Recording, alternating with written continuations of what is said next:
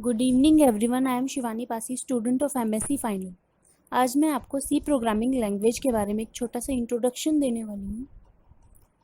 Basically programming language हमारे पास क्या होती है, जो हमारे सिस्टम्स होते हैं, जो हमारे लैपटॉप्स होते हैं, इनको जो हमारी नॉर्मल लैंग्वेज होती है वो समझ नहीं आती, चाहे वो हिंदी हो चाहे वो इंग्लिश हो। ये लैंग्वेजेस इनको समझ नहीं आती। इनको क्या समझ आता है, ऑन या ऑफ, या ज़ीरो या one. Zero means of, one means on. जो ये ज़ीरो और वंस की फॉर्म में लैंग्वेज होती है वो इनको समझ आती है, उसको क्या बोलते हैं, बाइनरी लैंग्वेज। जो ज़ीरो और वंस की फॉर्म में हो वो लैंग्वेज हमारी होती है बाइनरी लैंग्वेज। वो कंप्यूटर को, सिस्टम्स को हमारे समझ आती है, हमारी मशीन्स को। जो प्रोग्रामर थे हमारे, उनके लिए बाइनरी में कोडिंग करना बहुत डिफ़िकल्ट रहता है। तो इसके सॉल्यूशन के तौर पर कुछ प्रोग्रामिंग लैंग्वेजेस डेवलप की गई।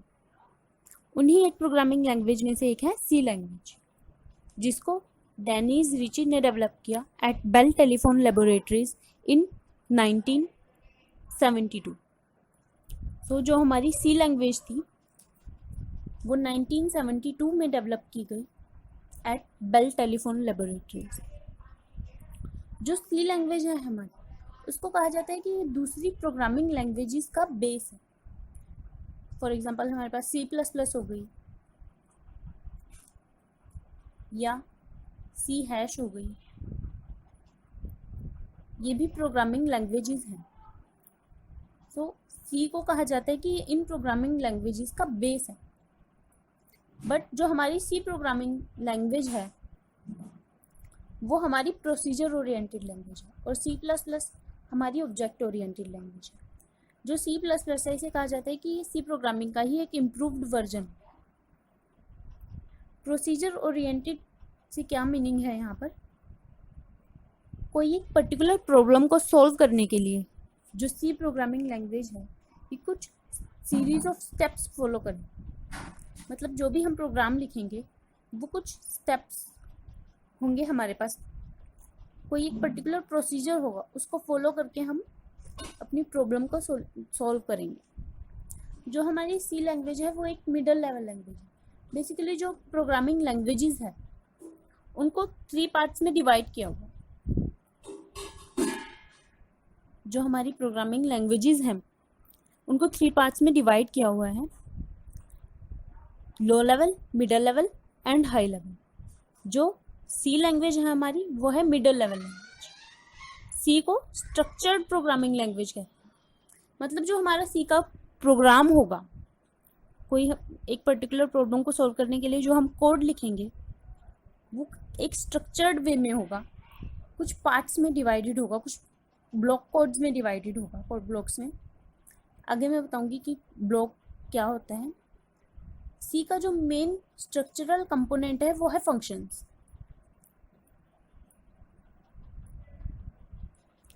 ये कुछ एग्जांपल्स हैं हाई लेवल, लो लेवल और मिडल लेवल लैंग्वेज के।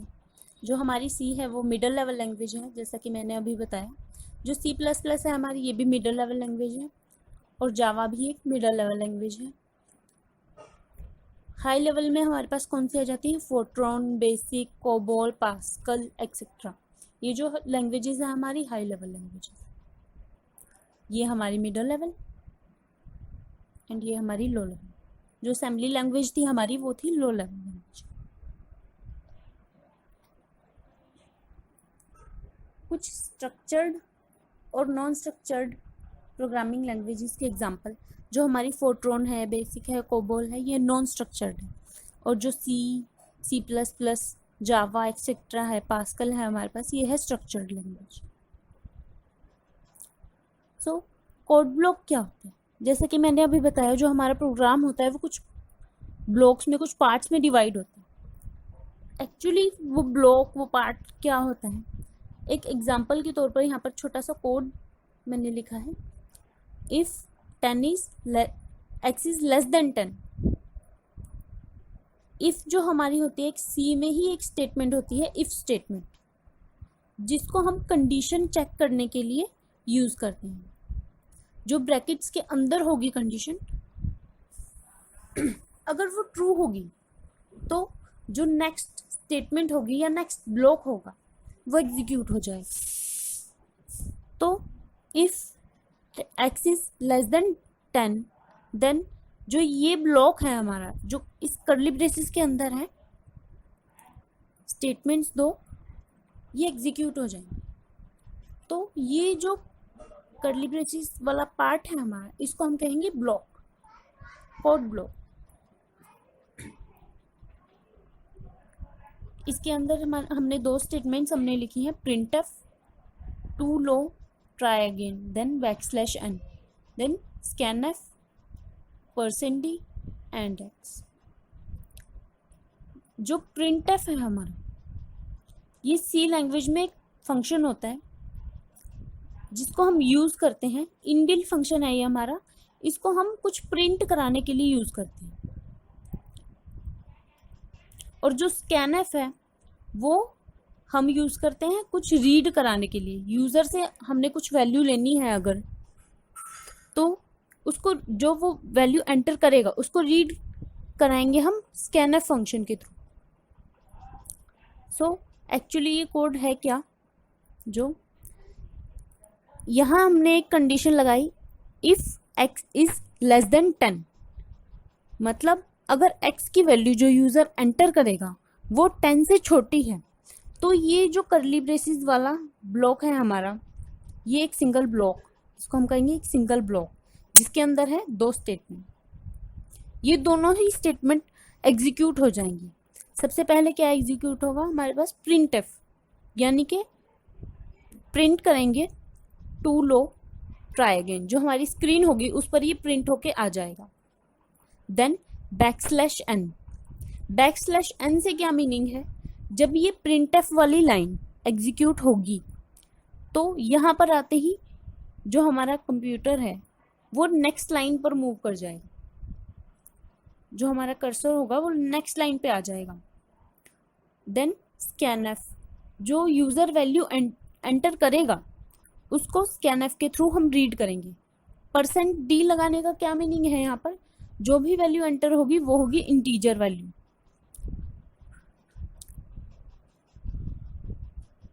देन एंड x, कोमा के बाद हमने लिखा है एंड x, यानी कि जो वैल्यू एंटर हो रही है वो x की वैल्यू है, वो x नाम के वेरिएबल में स्टोर होगी।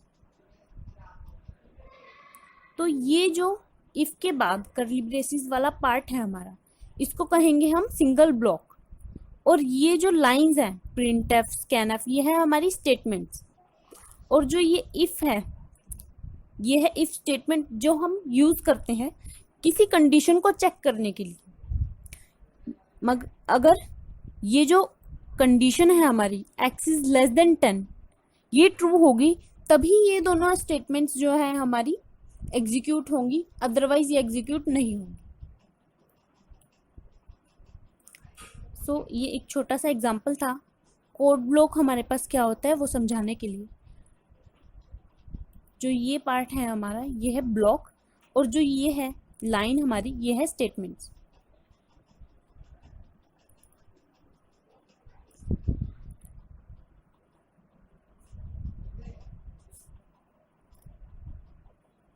सो सी लैंग्वेज के आने से पहले हमारे पास थी असेंबली लैंग्वेज, लेकिन असेंबली लैंग्वेज की कुछ ड्रॉबैक्स थी जिसके कारण सी डेवलप की गई। क्या वो ड्रॉबैक्स थी? जो हमारी असेंबली लैंग्वेज थी वो बाइनरी का ही एक सिंबॉलिक रिप्रेजेंटेशन था, और जो हमारी असेंबली लैंग्वेज थी वो अनस्ट्रक्चर्ड थी। अनस्ट्रक्चर्ड मीन्स कोई प्रोसीजर नहीं था उसको रीड करने में। जब हम कोई कोड लिखते हैं और वो स्ट्रक्चर्ड ना हो तो हम उसे रीड नहीं कर पाते, उस कोड को समझना मुश्किल हो जाता। कहते हैं ना, खिचड़ी पक गई, वो वाला काम था कुछ ही। सो इसीलिए सी जो है वो आते ही पॉपुलर हो गई।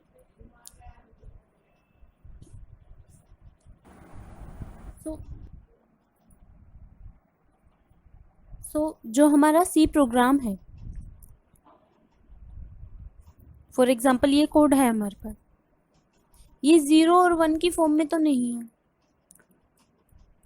तो जो हमारा कंप्यूटर होगा वो इसे कैसे एग्जीक्यूट करेगा? इसके लिए क्या होता है, हमारे पास होता है कंपाइलर, जो हमारे कोड को 0 और 1 की फॉर्म में कन्वर्ट करता है और फिर वो हम एग्जीक्यूट कर सकते हैं। तो जो कंपाइलर 0 और 1 की फॉर्म में कन्वर्ट करके हमें फाइल देता है उसको बोलते हैं एग्जीक्यूटेबल फाइल, और उसकी एक्सटेंशन जो हमारे पास होती है वो होती है .exe। जो exe फाइल होगी हमारी वो होगी एग्जीक्यूटेबल फाइल। जो हमारा कोई भी कोड है, कोई भी प्रोग्राम है, उसको 0 और 1 की फॉर्म में कन्वर्ट करने के लिए या कहीं की एग्जीक्यूटेबल फाइल में कन्वर्ट करने के लिए दो मेथड होते हैं। या तो हम अपने कोड को कंपाइल करें या इंटरप्रेट करें। जो सी लैंग्वेज है वो इस बात को ध्यान में रख के बनाई गई थी, डेवलप की गई थी कि जो सी प्रोग्राम है, सी कोड है, वो कंपाइल होगा। अब बेसिकली कंपाइलर और इंटरप्रेटर में डिफरेंस क्या होता है? जो हमारा इंटरप्रेटर होता है वो एक लाइन को रीड करता है एक टाइम में, देन जो भी इंस्ट्रक्शंस उस लाइन में है उनको परफॉर्म करते हैं। जो हमारा कंपाइलर होता है वो एंटायर प्रोग्राम को, पूरे के प्रोग्राम को पहले रीड करता है फिर उसे कन्वर्ट करता है। ये बेसिक डिफरेंस है इंटरप्रेटर और कंपाइलर का। देन एक छोटा सा सी प्रोग्राम हमारे पास है। सबसे पहले हमने क्या लिखा है, hash include studio.h, then hash include conio.h। जो ये हमारी लाइन है, ये क्या है, हम क्या कर रहे हैं, यहाँ पर दो फाइल्स इंक्लूड कर रहे हैं, studio.h एंड conio.h। जो हैश है हमारा, हैश को हम बोलते हैं प्री डायरेक्टरी। ये कंपाइलर को बताता है जो भी फाइल्स आगे इंक्लूड की गई हैं वो exe फॉर्मेट में ही हैं, exe फाइल्स ही हैं, उनको कंपाइल करने की, उनको कन्वर्ट करने की नीड नहीं है।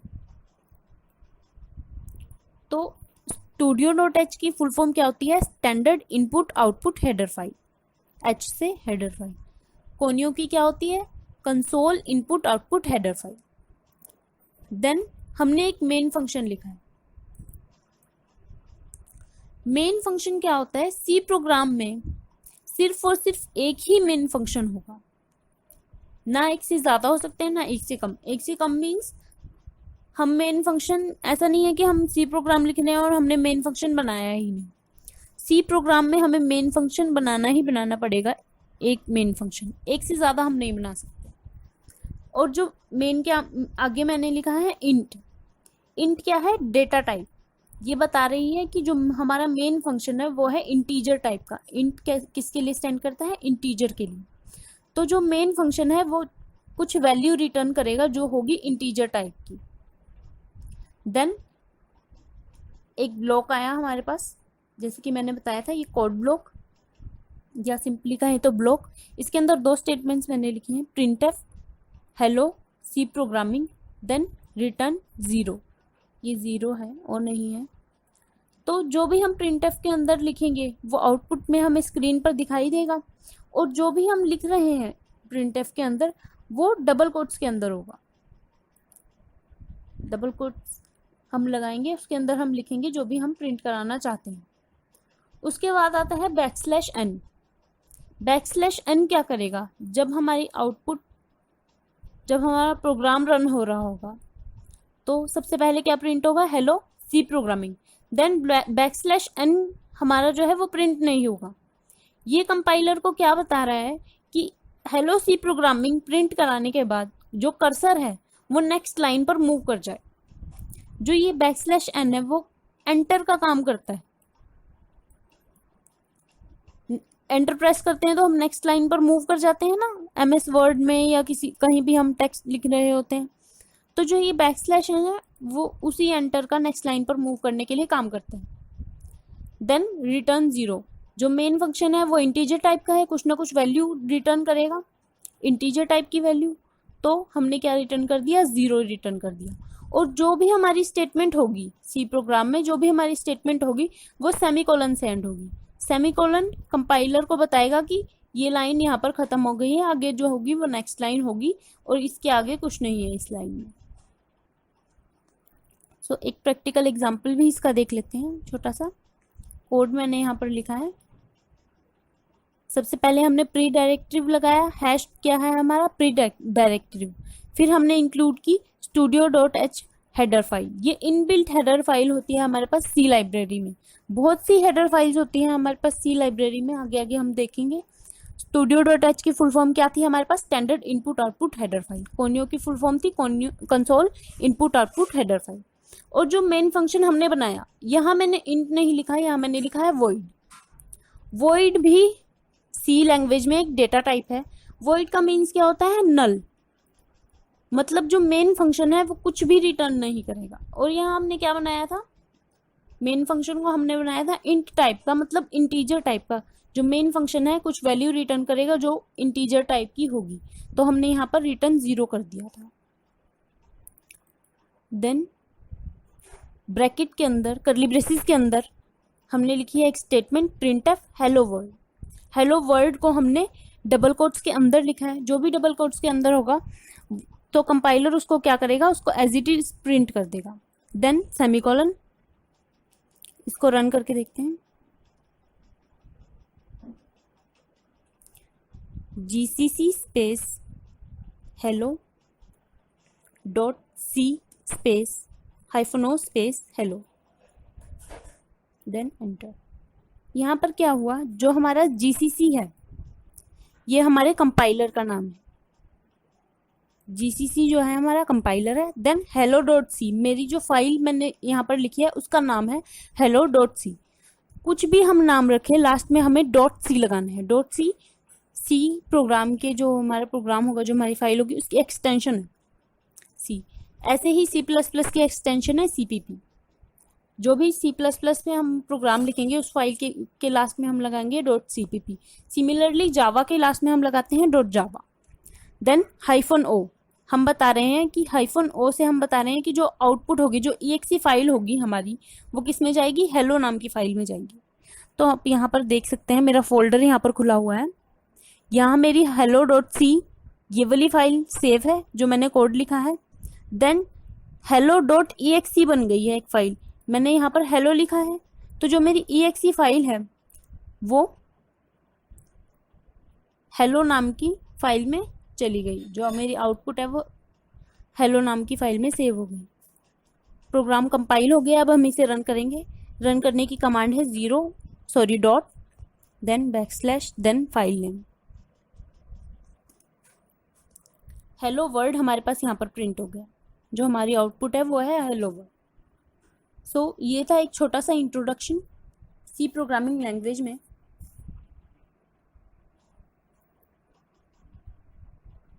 Make sure to subscribe the channel.